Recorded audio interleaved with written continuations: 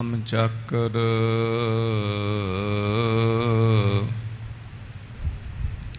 गोबिंद के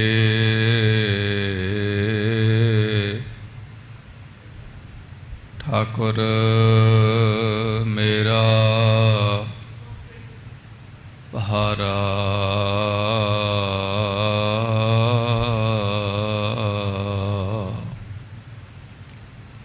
करण करावण सगल with so सतगुरु हमारा।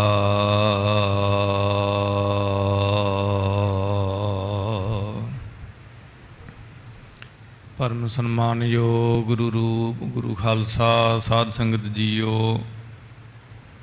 आप सब वडभागे हो जिथे अकाल पुरख अंतरजामी वाहिगुरु जी के सरगुण स्वरूप दसवें गुरु नानक साहिब सतगुरु श्री गुरु गोबिंद सिंह साहिब जी महाराज जी ने धर्म चलावन संत्यो बारन दुष्ट सबन को मूल्यो पारन दे वास्ते अवतार धारिया।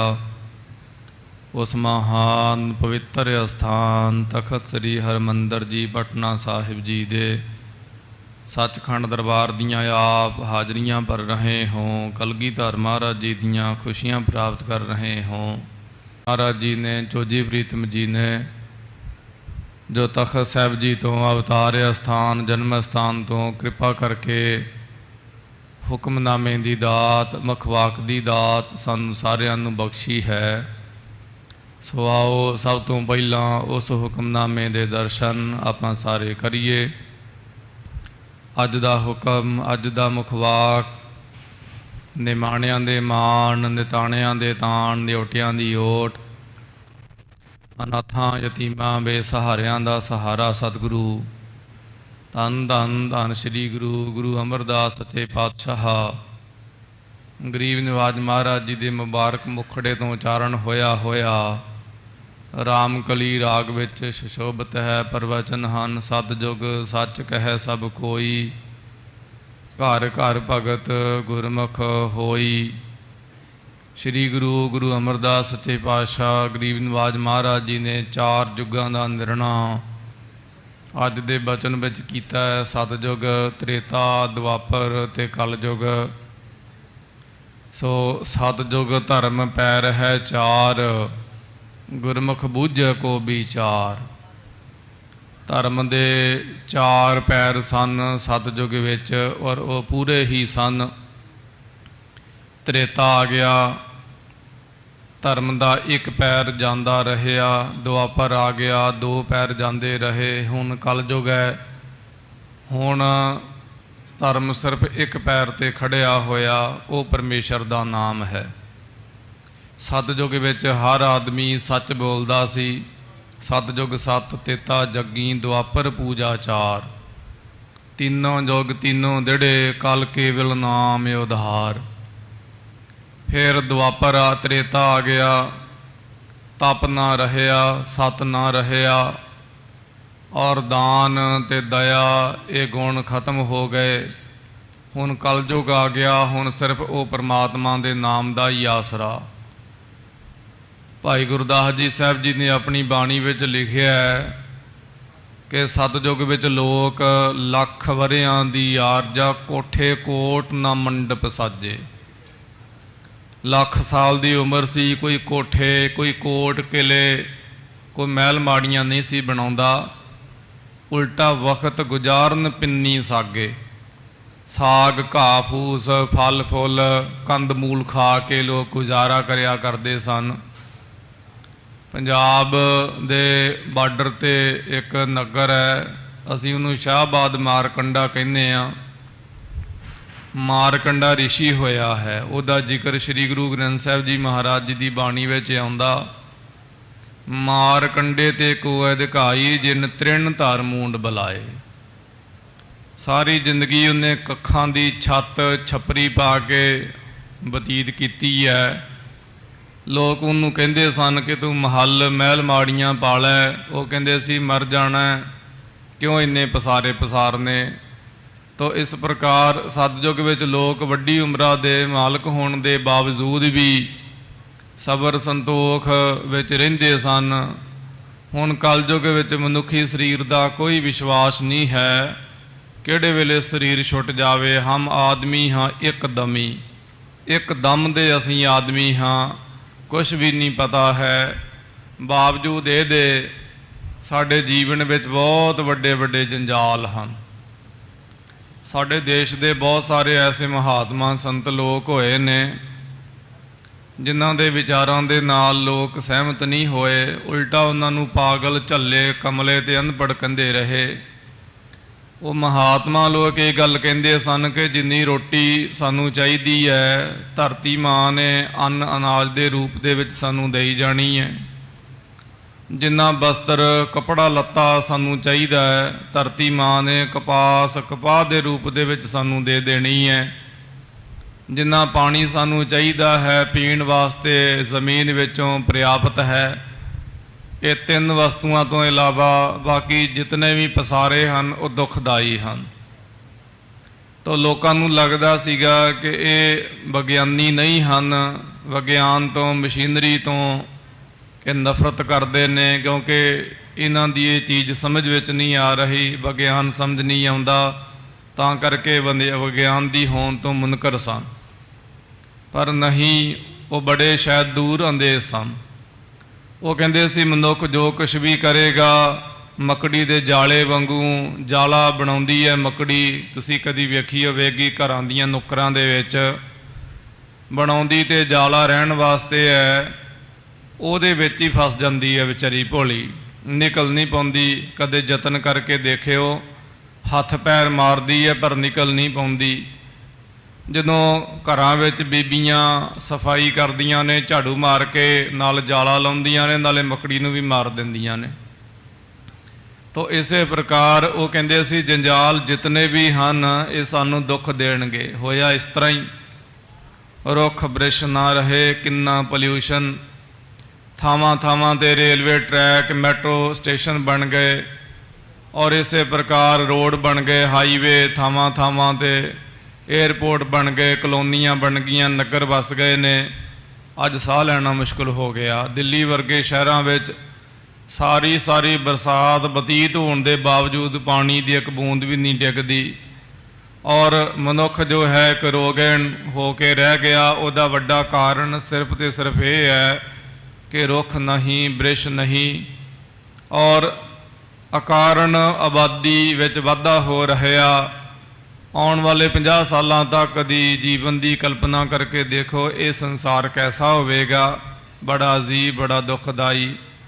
अरोग आदमी सानू लभना मुश्किल हो जाना, अरोग आदमी लभना मुश्किल हो जाना।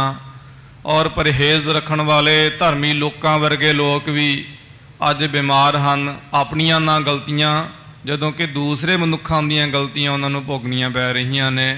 तो इसे प्रकार ये जंजाल हैं, इन्हां नूं मनुख जिन्ना वधावेगा उन्ना ही दुखी होवेगा। जदों कि मनुखी जीवन सानू परमात्मा ने वाहिगुरु ने भजन बंदगी वास्ते दिता है। बाकी इस तो बिना जिन्ने भी काम ने वो निकम्मे हैं, वो सिर्फ तो सिर्फ साडी हौमै वधाउण वास्ते हैं। वो सानू आत्मिक सदैवी रूहानी सुकून नहीं दे सकते काम। ऐसा धर्म सानू दसदा है। इसदा मतलब ये नहीं कि धर्म सानू आलसी बनाउंदा है, धर्म सानू जिंदगी जिउणी सिखाउंदा। तो जे धर्म का रहस साडे हिरदे विच होवेगा, वो रहस तो बाद जिहड़ी विज्ञान की खोज होवेगी वो अपने आप दे विच एक वखरी होवेगी। उस रहस तो बाद जो मनुखी जीवन विच सहूलियत होवेगी, होवेगा विज्ञान धर्म तो बाद भी। ऐसा नहीं कि विज्ञान मरेगा, सहूलियत होवेगी। पर सानू पता होवेगा इस गल का कि सहूलियत जो है साडे मन नूं सुकून नहीं दे सकती, सिर्फ सहूलियत दे सकती। सहूलियत और सुख विच दिन रात, ज़मी असमान, चानन हनेरे का फासला है। बहुत वड्डा फासला, दिन रात जिन्ना फासला है सहूलियत अते सुख विच। क्योंकि सहूलियत शरीर दे नाल संबंध रखती है, जदों कि सुख साडे मन दे नाल संबंध रखदा। जिहदा साडे तन दे नाल कोई दूरी का भी वास्ता नहीं होंदा, सहूलियत का। तो इसे प्रकार गरीब निवाज महाराज कहते सतयुग विच सतयुग सच कहे सब कोई सच बोलदा सी, सतवादी सी। घर घर भगत गुरमुख होई, हर एक घर विच परमेश्वर की भगती सी, घर घर विच गुरमुख सन। और सतयुग धर्म पैर है चार, गुरमुख बूझे को विचार। सतयुग विच धर्म दे पैर चार सन, सत सी, दान सी, तप पर आ गया तप ना रहा। और इसे प्रकार द्वापर दे विच सो दान ना रहा। हुण कलयुग आ गया, ना सत है, ना तप है, ना दान है, कुछ भी नहीं। और ऐसे जीवन विच सतवादी होना बड़ा कठिन है। एक विग्यानी नूं पढ़िया, वो हस के कहंदा मैं अपनी औलाद नूं कदे नहीं कह सकदा कि तुसीं झूठ ना बोलिओ, घट्टो घੱਟ उदों तक जदों तक दूसरे झूठ बोलना नहीं छड्डदे। है उहदा व्यंग और गल उहदी कोई ज़्यादा ठीक भी नहीं, पर समाज के नज़रिए नाल देखा जाए तो सोचण जैसी है। तो ऐसा मनुख लभना कठिन है जिहड़ा सतवादी होवे, सच बोलदा होवे, तप करदा होवे, दानी होवे, नाम जपदा होवे। यह कलयुग की मार है। और जे कोई कलयुग विच नाम जपदा, बाणी च महाराज कहंदे जे को नाओ लए बदनावी कल के लखण ही, वो बदनाम हुंदा है जिहड़ा कोई नाम जपदा है। तो ऐसा ये कलयुग का वरतारा है। इहदे विच थोड़ा भी नाम जपिया जावे ते वड्डा भारी फलदा है। एक भजन साझा करके लड़ीवार कथा वाल जाना।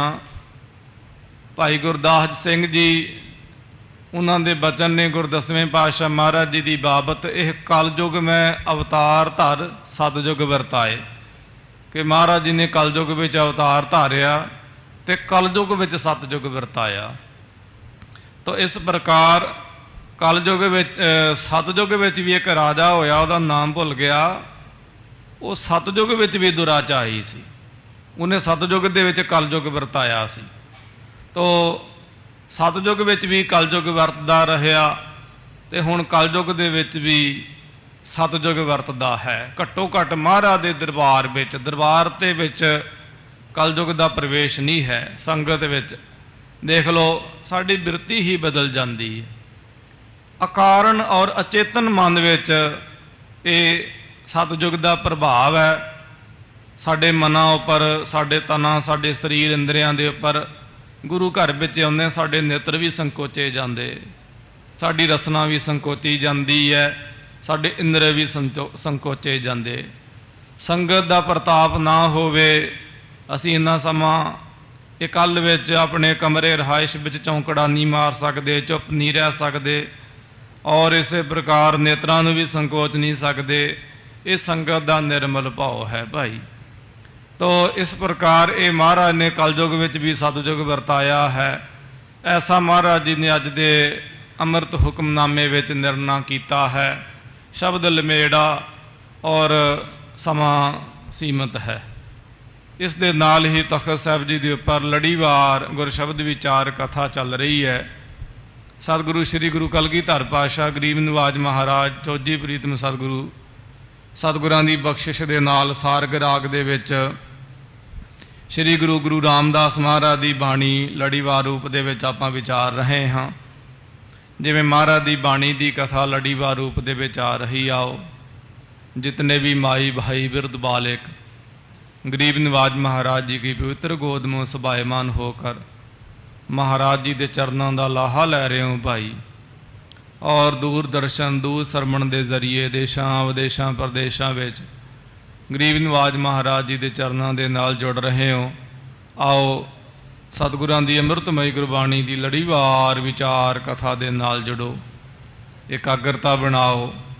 श्री गुरु कलगीधर पातशाह महाराज जी के चरणों का ध्यान धरते हुए रसना पवित्र करो। प्यार दे नाल गज के आखो जी सतनाम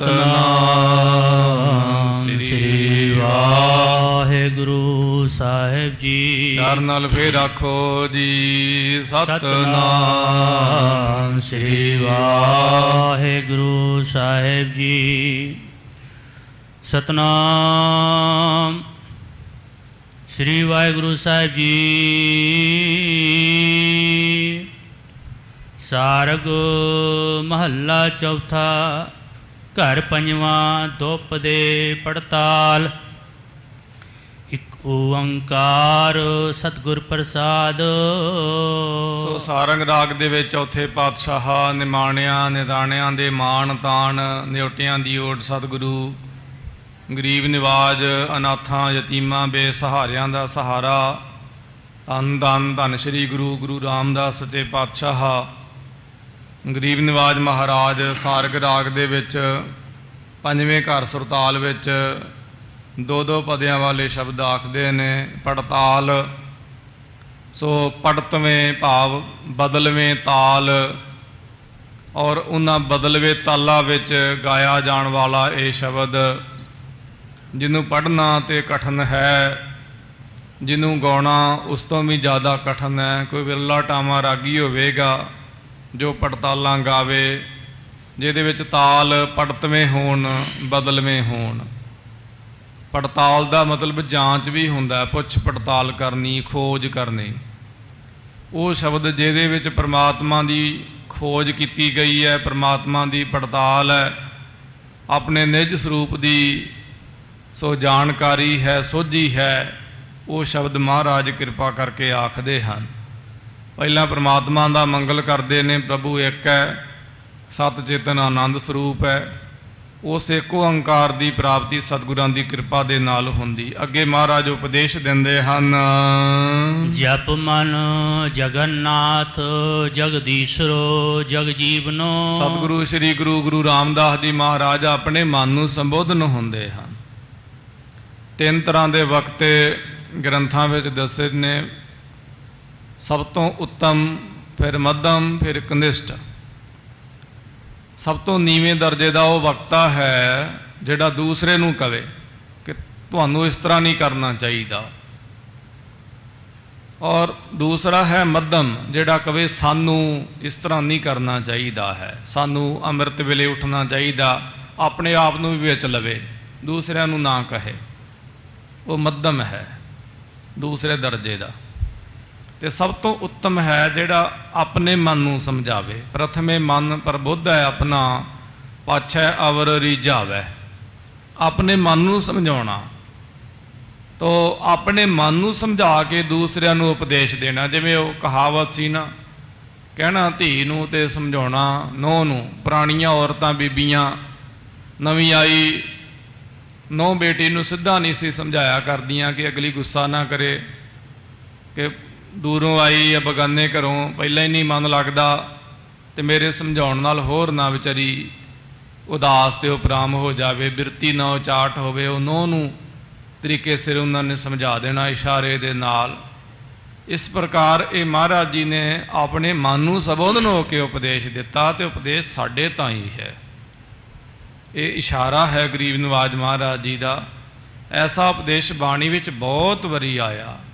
ਮਨ ਰੇ ਸਾਚਾ ਗਹੋ ਵਿਚਾਰਾ, ਰਾਮ ਨਾਮ ਬਿਨ ਮਿਥਿਆ ਮਾਨੋ ਸਗਰੋ ਇਹ ਸੰਸਾਰਾ। ਆਪਣੇ ਮਨ ਨੂੰ ਉਪਦੇਸ਼। ਕਹੋ ਨਾਨਕ ਸੋ ਨਰੇ ਮਨਾ, ਕਹੋ ਨਾਨਕ ਸੋ ਨਰੇ ਮਨਾ। ਗੁਰੂ ਤੇਗ ਬਹਾਦਰ ਸਾਹਿਬ ਜੀ ਮਹਾਰਾਜ ਦੀ ਬਾਣੀ ਵਿੱਚ ਵਿਸ਼ੇਸ਼ ਕਰਕੇ ਆਉਂਦਾ।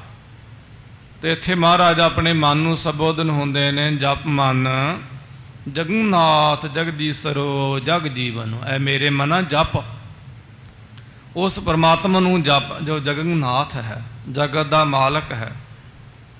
ਮਹਾਰਾਜ ਜਗਤ ਦੇ ਮਾਲਕ ਤੇ ਰਾਜੇ ਇਤਿਆਦਿਕ ਵੀ ਹਨ। ਤੇ ਸਤਿਗੁਰੂ ਜੀ ਮਹਾਰਾਜ ਕਹਿੰਦੇ ਨਹੀਂ ਭਾਈ, ਉਹ ਜਗਦੀਸ਼ਰੋ ਜਗਦੀਸ਼ਰ ਵੀ ਹੈ। ਫਿਰ ਈਸ਼ਰ ਤੇ ਬਰਮਾ ਇਤਿਆਦਿਕ ਨੂੰ ਵੀ ਲੋਕ ਕਹਿੰਦੇ। ਮਹਾਰਾਜ ਜੀਵਨ ਤਾਂ ਸਾਨੂੰ ਪ੍ਰਾਣ ਵੀ ਦਿੰਦੇ ਹਨ, ਸਵਾਸ ਵੀ ਦਿੰਦੇ ਹਨ। ਸਵਾਸਾਂ ਕਰਕੇ ਵੀ ਸਾਡਾ ਜੀਵਨ ਹੈ। ਕਿਰਪਾ ਕਰਕੇ ਦੱਸੋ ਕਿਸ ਨੂੰ ਜਪੀਏ। ਮਨ ਮੋਹਨ ਸਿਉ ਪ੍ਰੀਤ ਲਾਗੇ। ਮਹਾਰਾਜ ਕਹਿੰਦੇ ਜੋ ਮਨ ਮੋਹਨ, ਮਨ ਨੂੰ ਮੋਹ ਲੈਣ ਵਾਲਾ, ਜਿਹਨੂੰ ਜਪਣ ਦੇ ਨਾਲ ਮਨ ਵਿੱਚ ਮੋਹ ਨਹੀਂ ਰਹਿੰਦਾ, ਮਨ ਵਿੱਚ ਮੋਹ ਨਹੀਂ ਰਹਿੰਦਾ ਹੈ। ਸੋ ਕੋਈ ਐਸਾ ਦੇਵੀ ਦੇਵਤਾ ਨਹੀਂ, ਕੋਈ ਐਸਾ ਰਾਜਾ ਨਹੀਂ, ਕੋਈ ਐਸੀ ਜੀਵਨ ਦੀ ਕਲਾ ਨਹੀਂ ਜੋ ਸਾਡੇ ਅੰਦਰੋਂ ਮੋਹ ਮਾਰ ਦਵੇ। ਮੋਹ ਤਾਂ ਦੇਵੀ ਦੇਵਤਿਆਂ ਦੇ ਅੰਦਰੋਂ ਵੀ ਨਹੀਂ ਮਰਿਆ ਹੈ ਭਾਈ। ਰੋਵੇ ਰਾਮ ਨਿਕਾਲਾ ਭਇਆ, ਸੀਤਾ ਲక్ష్మణ ਵਿਛੜ ਗਿਆ। ਰਮਾਇਣ ਪੜ੍ਹੋ ਤਾਂ ਪਤਾ ਚੱਲਦਾ ਸ਼੍ਰੀ ਰਾਮ ਚੰਦਰ ਜੀਵਨ ਵਿੱਚ 3 ਵਾਰੀ ਰੋਏ, ਦੇਸ਼ ਨਿਕਾਲੇ ਵੇਲੇ ਔਰ ਇਸੇ ਪ੍ਰਕਾਰ ਸੀਤਾ ਹਰਨ ਵੇਲੇ, ਲੱਭਦੇ ਫਿਰਦੇ ਢੂੰਡਦੇ ਫਿਰਦੇ, ਤੇ ਲక్ష్మణ ਦੀ ਮੂਰਛਤਾ ਬੇਹੋਸ਼ੀ ਵੇਲੇ 3 ਵਾਰੀ ਰੋਏ ਨੇ। ਐਸਾ ਰਮਾਇਣ ਵਿੱਚ ਲਿਖਿਆ।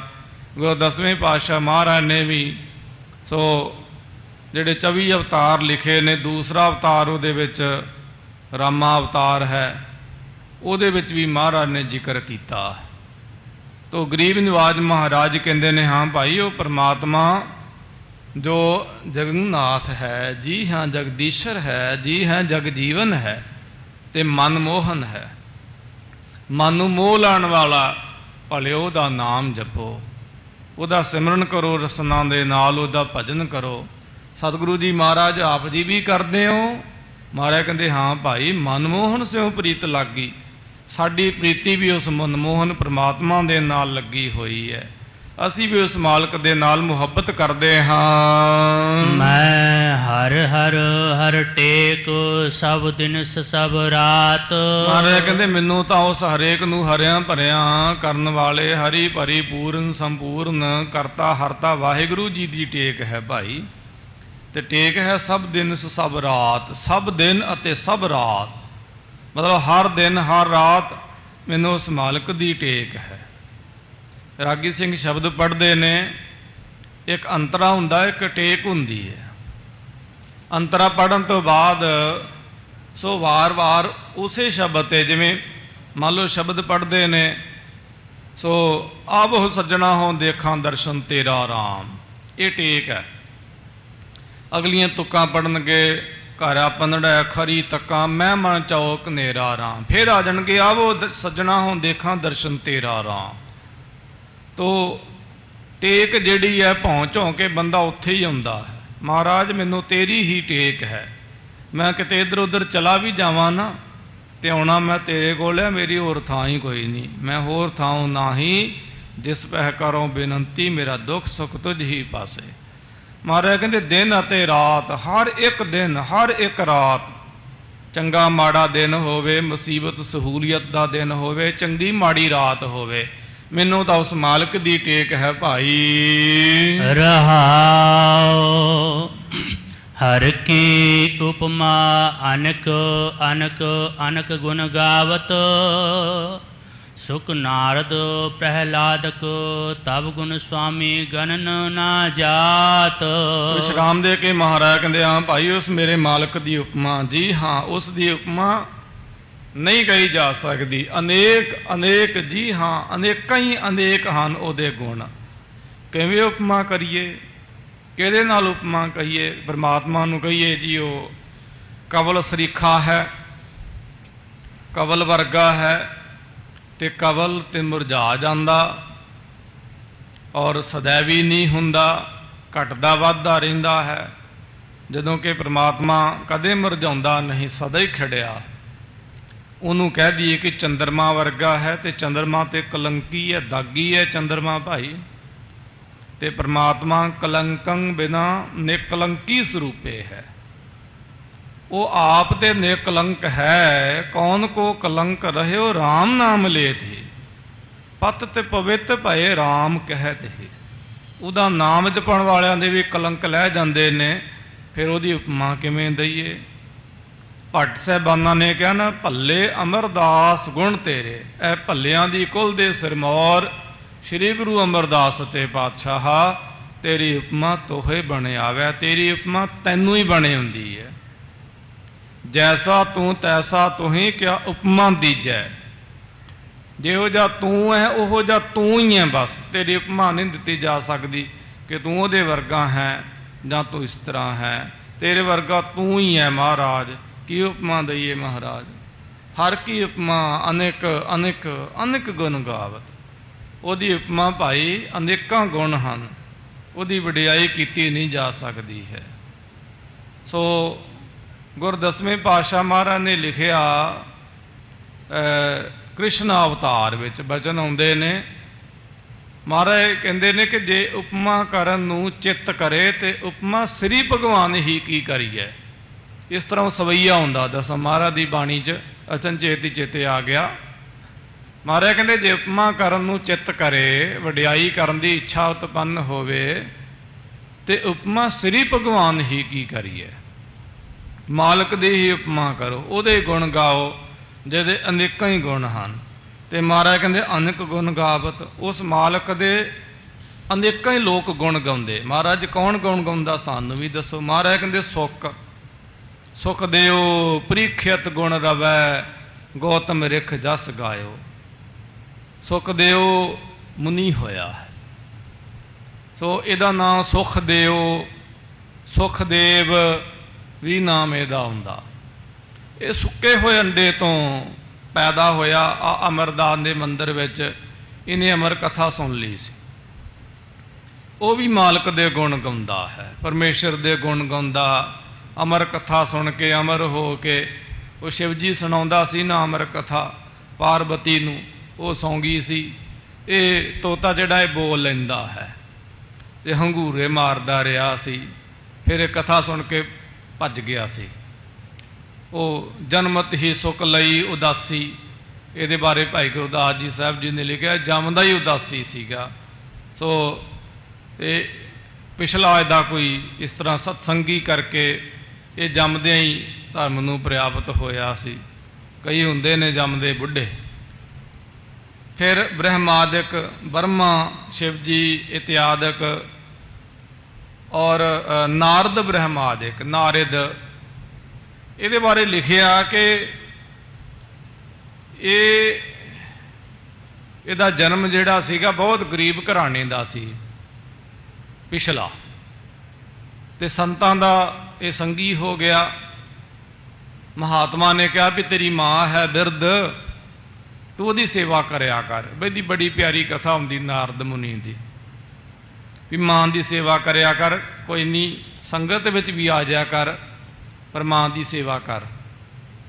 इनू ज़्यादा रस सीगा संगत का, इन्हें ज़्यादा संगत विच ही रहना। उन्होंने कहना भी मां की सेवा कर तो कोई गल नहीं।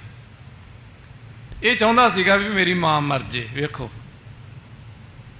भी मेरी माई मर जे। साल के बाद यदी माई मर गई, आ गया संतां दे कोल भी इस तरह मेरी मां चाला मार गई है, हुण तुसीं मैनूं पक्का रख लो।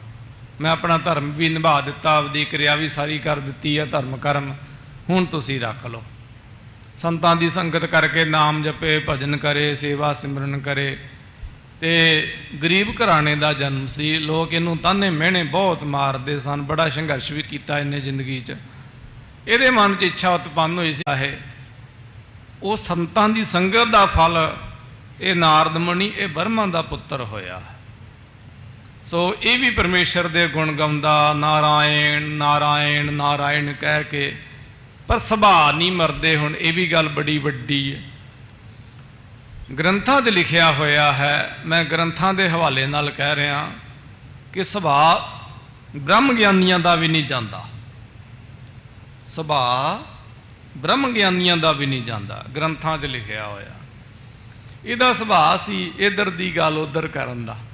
साडे समाज विच अज भी जिहड़ा कोई बंदा इधर दी गल उधर करे, कलेश पावे, उहनूं नारद मुनि कह दिंदे ने भी ये नारद मुनि आ, इहनूं आदत आ कलेश पाउण दी, जाके लड़ाई कराउण दी। ते दसदे ने भी ये बड़ा खुश रहिंदा। इहदी घरवाली जिहड़ी आ उहदा नां कलहा लिखिया, जिन्हों आपां कला कलेश कह दिंदे आ। हाहा वो छड्ड दिंदे ने ना माझे विच, जिवें कहंदे ओ वेखो किड्डे उच्चे पहाड़ है। तो इस प्रकार इहदी घरवाली दा नां कलहा मतलब कलेश लिखिया होया ग्रंथां विच। इहदी बिरती है नारद मुनि दी है जप तप वाला, पर इहदी सुभाव नहीं जाता। जिवें वो दुर्वासा ऋषि जी होए, नाम जपण वाले सीगे, कमाई वाले सीगे, ਬਚਨਾਂ ਵਿੱਚ ਤਾਸੀਰ ਵੀ ਸੀ, ਪਰ ਸੁਭਾਅ ਬੜਾ ਕ੍ਰੋਧੀ ਸੀ, ਜਿਹਨੂੰ ਮਰਜ਼ੀ ਸਰਾਪ ਦੇਈ ਜਾਣਾ। ਇਸ ਤਰ੍ਹਾਂ ਤੋਂ ਇਹ ਨਾਰਦ ਮੁਨ ਜੋ ਹਨ, ਇਹ ਗੁਰੂ ਘਰ ਵਿੱਚ ਵੀ ਆਉਂਦੇ ਰਹੇ ਨੇ ਸਰੀਰ ਧਾਰਨ ਕਰਕੇ। ਗੁਰੂ ਹਰਗੋਬਿੰਦ ਸਾਹਿਬ ਜੀ ਮਹਾਰਾਜ ਦੇ ਕੋਲ ਵੀ ਆਏ ਸੀ, ਗੁਰ ਦਸਵੇਂ ਪਾਤਸ਼ਾਹ ਮਹਾਰਾਜ ਦੇ ਪਾਸ ਵੀ ਆਏ ਸੀਗੇ। ਇਹ ਹਮਾਊ ਪੰਛੀ ਦੇ ਖੰਭ ਲੈ ਕੇ, ਪੰਖ ਲੈ ਕੇ ਆਏ ਸਨ। ਇਹ ਸਾਰੇ ਗੁਰੂ ਘਰ ਦੇ ਸਾਧ ਸੰਗਤ ਜੀ ਪ੍ਰੇਮੀ ਤੇ ਸ਼ਰਧਾਲੂ ਹਨ। ਦੇਵੀ ਦੇਵਤੇ ਵੀ ਮਹਾਰਾਜ ਤੇ ਸਿਦਕ ਰੱਖਦੇ। ਜਿਵੇਂ ਕਹਿੰਦੇ ਹਾਥੀ ਦੇ ਪੌੜ 'ਚ ਸਾਰੇ ਪੌੜ ਆ ਜਾਂਦੇ। ਜਿਹੜਾ ਮਹਾਰਾਜ ਦਾ ਸਿੱਖ ਬਣ ਜਾਂਦਾ ਸਿੱਦਕੀ ਹੋ ਕੇ, ਉਹਨੂੰ ਫਿਰ ਕਿਸੇ ਹੋਰ ਦੀ ਪੂਜਾ ਦੀ ਜ਼ਰੂਰਤ ਵੀ ਨਹੀਂ ਪੈਂਦੀ, ਸਾਰਾ ਕੁਝ ਵਿੱਚ ਹੀ ਆ ਜਾਂਦਾ। ਇਸ ਪ੍ਰਕਾਰ ਮਹਾਰਾਜ ਕਹਿੰਦੇ ਸੁਖਦੇਵ ਮੁਨੀ, ਨਾਰਦ ਮੁਨ, ਬ੍ਰਹਮਾ ਆਦਿਕ ਮਾਲਕ ਉਹ ਵੀ ਤੇਰੇ ਗੁਣ ਗਾਉਂਦੇ ਨੇ, ਪਰ ਤਵ ਗੁਣ ਸੁਆਮੀ ਗਨਨ ਨਾ ਜਾਤ। ਐ ਮੇਰੇ ਸੁਆਮੀ ਤੇਰੇ ਗੁਣ ਗਿਣੇ ਨਹੀਂ ਜਾਂਦੇ। ਠਾਡਾ ਬ੍ਰਹਮਾ ਨਿਗਮ ਵਿਚਾਰੈ, ਅਲਖ ਨਾ ਲਖਿਆ ਜਾਈ। ਖੜਿਆ ਹੋਇਆ ਬ੍ਰਹਮਾ ਵੇਦਾਂ ਦੀ ਵਿਚਾਰ ਕਰਦਾ, ਉਹ ਵੀ ਤੇਰੇ ਗੁਣਾਂ ਦਾ ਅੰਤ ਨਹੀਂ ਪਾ ਸਕਦਾ, ਤੇਰੇ ਗੁਣ ਨਹੀਂ ਗਿਣ ਸਕਦਾ। ਮੈਂ ਤੇਰੇ ਕੀ ਗੁਣ ਗਾਉਣੇ ਹਨ। ਤੂੰ ਹਰ ਬੇਅੰਤ, ਤੂੰ ਹਰ ਬੇਅੰਤ, ਤੂੰ ਹਰ ਸੁਆਮੀ। ਮਾਲਿਕ ਤੂੰ ਬੇਅੰਤ ਸੀ, ਹਾਂ ਹੁਣ ਵੀ ਬੇਅੰਤ ਹੈ, ਤੂੰ ਅੱਗੇ ਵੀ ਬੇਅੰਤ ਹੋਵੇਂਗਾ ਮੇਰੇ ਸੁਆਮੀ, ਮੇਰੇ ਮਾਲਿਕ। ਤੂੰ ਆਪੇ ਹੀ ਜਾਣੈ ਆਪਣੀ ਆਪਣੀ ਭਾਂਤ। ਆਪਣੀ ਭਾਂਤ ਨੂੰ, ਆਪਣੇ ਤਰੀਕੇ ਨੂੰ, ਆਪਣੀ ਵਜ੍ਹਾ ਕਥਾ ਨੂੰ ਤੂੰ ਆਪ ਹੀ ਜਾਣਦਾ ਹੈ। ਤੇਰੀ ਭਾਂਤ ਨੂੰ, ਤੇਰੇ ਤਰੀਕੇ ਨੂੰ ਤੂੰ ਹੀ ਜਾਣਦਾ ਹੈ। ਤੇਰਾ ਤਰੀਕਾ ਨਹੀਂ ਸਮਝਿਆ ਜਾ ਸਕਦਾ, ਪਤਾ ਨਹੀਂ ਹੁੰਦਾ ਤੂੰ ਕਿਹੜੇ ਰੂਪ ਦੇ ਵਿੱਚ ਆ ਜਾਣਾ ਹੈ ਤੇ ਕਿਹੜੀ ਮੌਜ ਵਿੱਚ ਆ ਜਾਣਾ, ਤੇਰਾ ਕੋਈ ਪਤਾ ਥੋੜਾ। ਤੇਰਾ ਤਰੀਕਾ ਤੂੰ ਹੀ ਜਾਣਦਾ। ਤੇਰੇ ਕੀਤੇ ਕੰਮ ਤੁਧੈ ਹੀ ਗੋਚਰੇ, ਤੇਰੇ ਕੰਮ ਤੇਰੇ ਗੋਚਰੇ ਹੀ ਹਨ। ਤੇਰੇ ਕੰਮਾਂ ਦੀ ਕੋਈ ਮਿਸਾਲ ਹੈ ਕਿਤੇ? ਕੋਈ ਜਾਣ ਸਕਦਾ ਕਿ ਆਹ ਕੰਮ ਤੇ ਤੂੰ ਖੁਸ਼ ਹੋ ਜਾਏਗਾ, ਉਹ ਕੰਮ ਤੇ ਤੂੰ ਨਾ ਖੁਸ਼ ਹੋ ਜਾਏਗਾ? ਕੁਛ ਨਹੀਂ ਪਤਾ ਹੈ। ਇਸ ਕਰਕੇ ਤੈਨੂੰ ਪ੍ਰਸੰਨ ਕਰਨਾ ਤੇ ਤੈਨੂੰ ਹੀ ਆਉਂਦਾ ਹੈ। ਹੋਂ ਕਿਆ ਜਾਣਾ ਤੇਰੀ ਪੂਜਾ, ਅਸੀਂ ਤੇਰੀ ਪੂਜਾ ਵੀ ਕਰਨੀ ਕੀ ਜਾਣ ਲਈਏ, ਸਾਨੂੰ ਤੇ ਇਹ ਵੀ ਨਹੀਂ ਪਤਾ। ਕਿਆ ਜਾਣਾ ਕਿ ਉਹ ਭਾਨੀ ਕੰਤ, ਕਿ ਕਿਹੜੇ ਕਰਮਾਂ ਦੇ ਨਾਲ ਤੂੰ ਪ੍ਰਸੰਨ ਹੋਵੇਂਗਾ, ਤੂੰ ਤਰੁੱਠੇਂਗਾ, ਸਾਨੂੰ ਤੇ ਇਹ ਵੀ ਨਹੀਂ ਪਤਾ ਹੈ। ਹਰ ਕੈ ਨਿਕਟ ਨਿਕਟ ਹਰ ਨਿਕਟ ਹੀ ਵਸਤੇ, ਤੇ ਹਰ ਕੇ ਜਨ ਸਾਧੂ ਹਰ ਭਗਾਤ। ਮਹਾਰਾਜ ਕਹਿੰਦੇ ਜੋ ਮਾਲਕ ਦੇ ਨਿਕਟ ਰਹਿੰਦੇ ਹਨ, ਹਾਂ ਮਨ ਕਰਕੇ, ਬਾਣੀ ਸਰੀਰ ਕਰਕੇ ਮਾਲਕ ਦੇ ਨਿਕਟ ਰਹਿੰਦੇ ਹਨ।